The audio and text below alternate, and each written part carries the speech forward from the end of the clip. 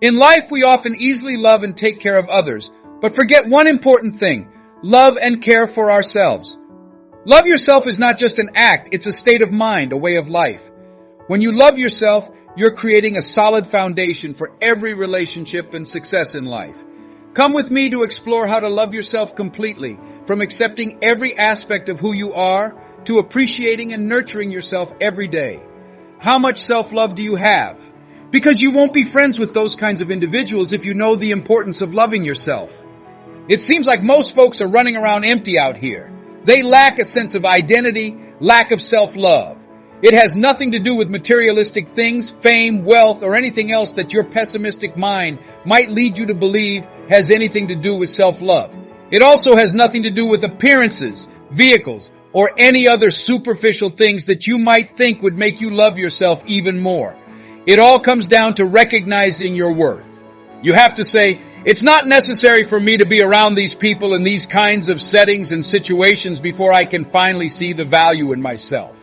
I love myself without your affection for me. I have confidence in myself. I am aware of my value. I have a reason for being here. Possessing spirituality, love, wisdom, knowledge, or insight is worthless. Each and every day, I am still developing. A person who is incapable of forgiving others is emotionally and psychologically completely ruined. Pardon your folks. I forgive you for any failed relationships you've had. Everyone else in your life who has ever caused you harm should be forgiven.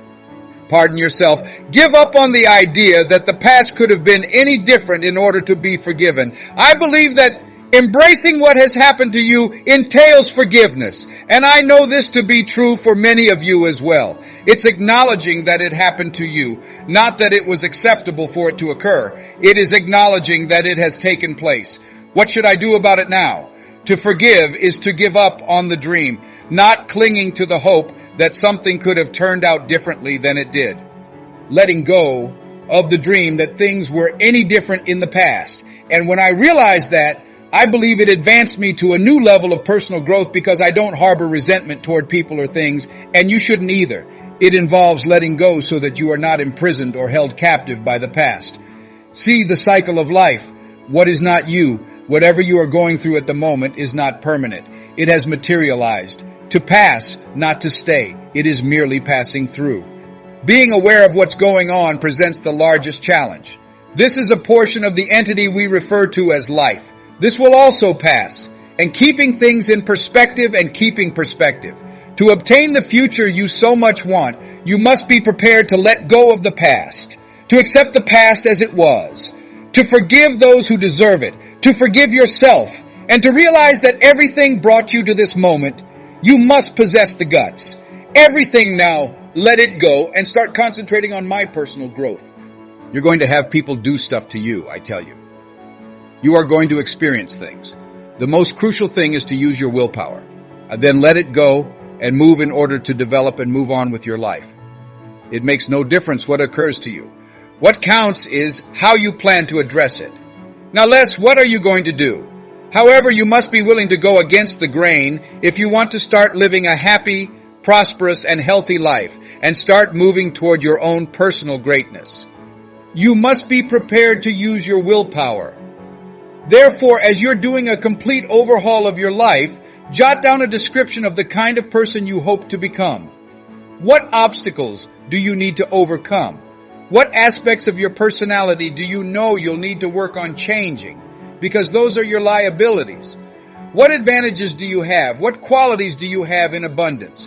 To make that assessment, take a close look at and evaluate yourself. Another is that we require coaching in order to break free from a rut.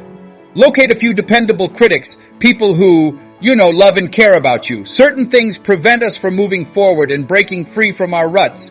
First of all, we can relate to feedback. We regard it as personal. When someone wishes to point out our blind spots and provide us some criticism on how we are doing. We desire for everyone to think well of us. We are not flawless. It aches. A friend of mine is a reliable critic. Though I adore him, I don't like him. I don't get the information I want to hear from him. He gives me the information I need to advance. It aches. When he puts me on the defensive, it hurts. It's intolerable to me. However, That's the only way I can develop. And I'm happy he loves me enough to put our friendship at jeopardy in order to give me the information I need, not the information I desire. High achievers are not depressed achievers. They're not. They are content. Compared to their counterparts, high performers are happy. We all think that achieving the top will mean being alone at the top. And everyone agrees that the only way to get there is to grind and kill yourself. And that is entirely incorrect. And the data throughout the world supports it, which is, in my opinion, just overturning a lot of people's prejudices about the way you work nowadays because, you have to grind through right now. Social media is incredibly common, or hurry. Furthermore, none of the top 15% of achievers globally can relate to those statements. They really don't. We inquired. We carried out a thorough keyword analysis. Yes, this was really rather awesome. And top achievers state clearly that these are their 3 motivating emotions. If a high performance state existed, it would be fueled by these 3 factors. First and foremost, total involvement. Indeed, joy is number 2. Indeed, thirdly, confidence. Indeed, they can relate to that. All right, that is the source of it. It's not an unhappy voyage, but a happy one. And since I sort of phrase it this way in the book, I had this conversation. Every chapter commences with a brief account of someone I collaborated with or an instance in which I showed exceptional performance. In this instance, a very well-known musician was out there telling the crowd that person's secret to success. And now I'm walking on stage in front of thousands of people. Recall that there are thousands of people. Never settling was their whole spiel, their secret to that person, and their key to success. Never give up. Nothing is sufficient. Never give up and never be content. Never give up. Never stop asking for more.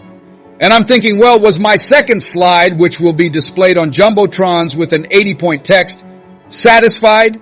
I realized that I will have to debunk this for thousands of individuals. I was utterly terrified. Yes, however, it's not just the data that I had to explain to people. It's this. Are you really saying that life is precious if you're never satisfied? Do you really want to contemplate if it's true that life is valuable and that you might not be here tomorrow? What do you know? I simply never felt content. I never gave myself a moment of confidence. I never gave myself permission to be at ease. I never let myself think that was well done when I looked at it. That's not how life should be spent. I believe it's a poor decision even on a spiritual level. And not much of that is covered in this book.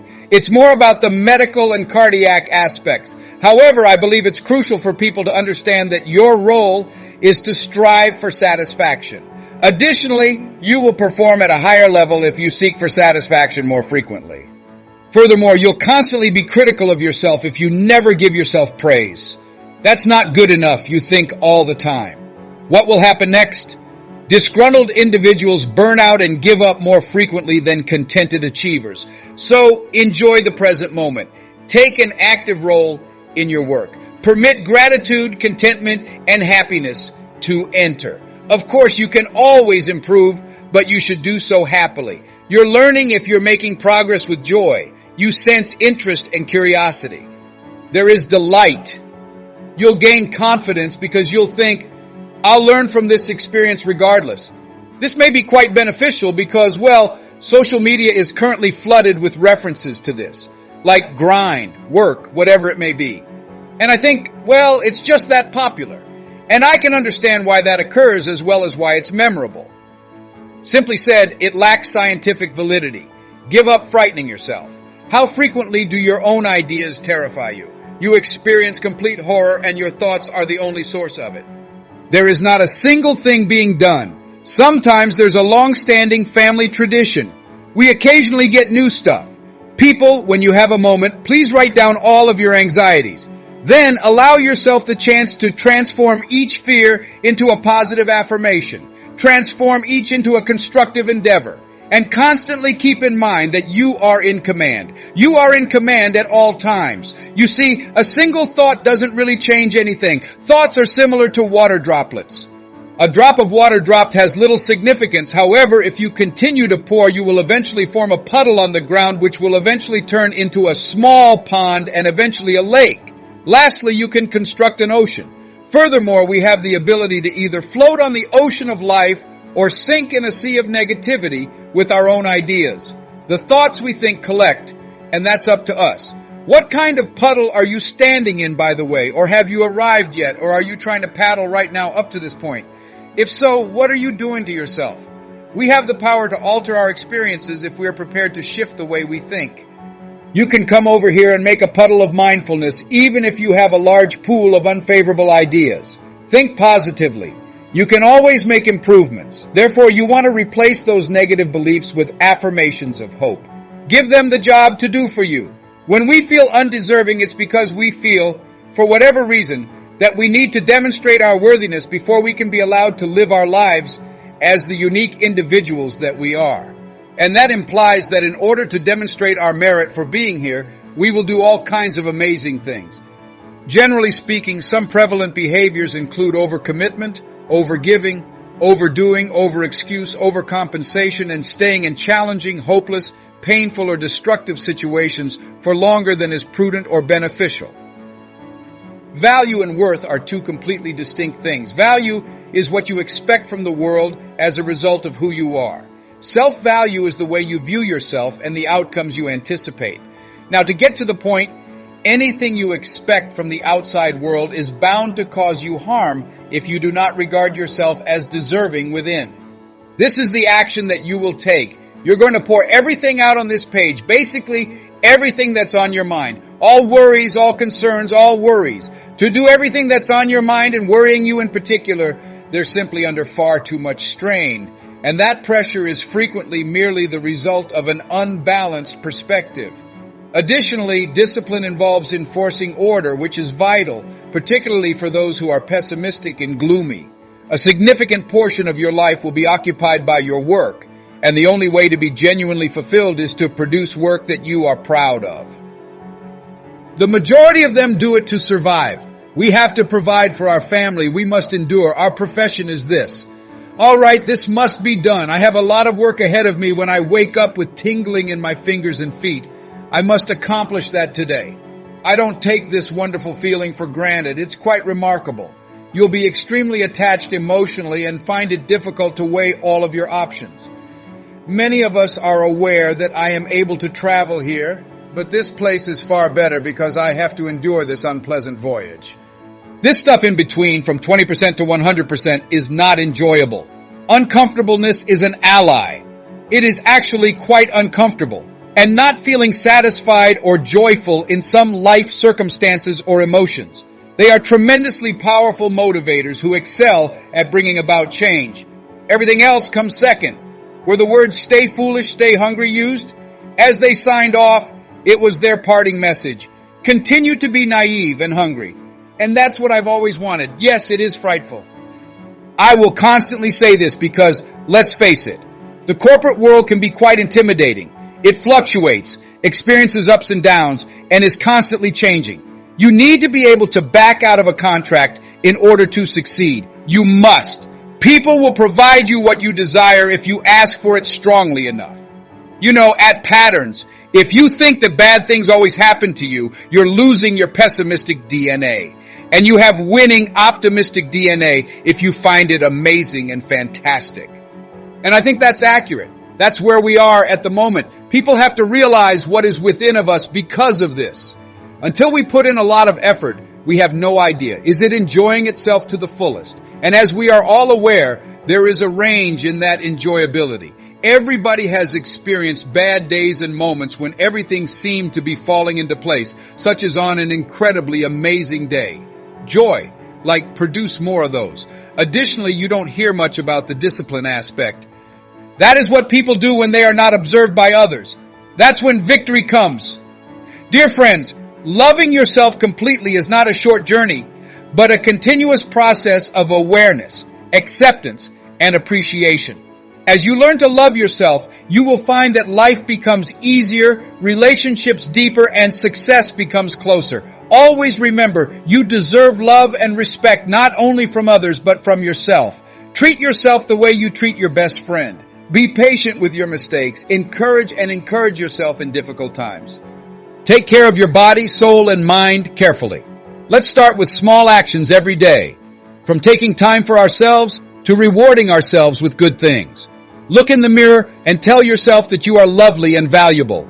Live with pride for who you are and what you've achieved. Remember, loving yourself isn't just what you do, it's how you live. Let self-love be the foundation of all your decisions and actions. When you love and accept yourself completely, you will find that life becomes much richer and more meaningful. Start now. Love and value yourself to the fullest. You deserve it and you can do it. Live with love and respect for yourself and let that lead you to a life of happiness and success. You can and you will.